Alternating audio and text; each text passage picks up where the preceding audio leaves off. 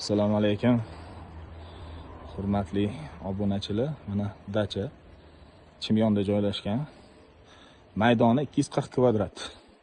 120 kvadrat ko'kli pol, 120 kvadrat batareya. Bu yerda ko'mir anaqa elektrokotel qo'yilganda. O'zi aslida elektrokotel qo'yilgan.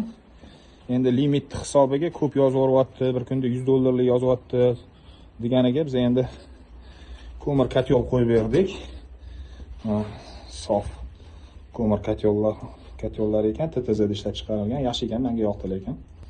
Demak, mana gruppa zashita, havo chiqaradigan dishlamator, slivnoy qo'ydik. Mana hozir xudo xolasa yoqqanimizga 3 soat bo'ldi, 60 gradus uryapti.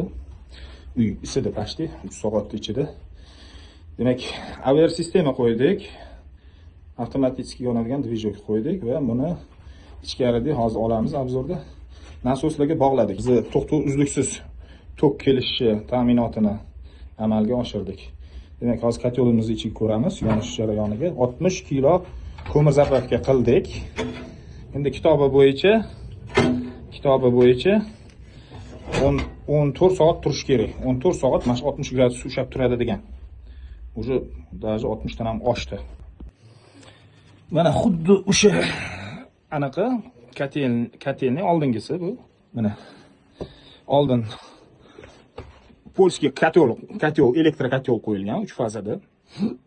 Bu bir sutkada taxminan 1 million litr tok yoqyapti. Endi biz xarajatni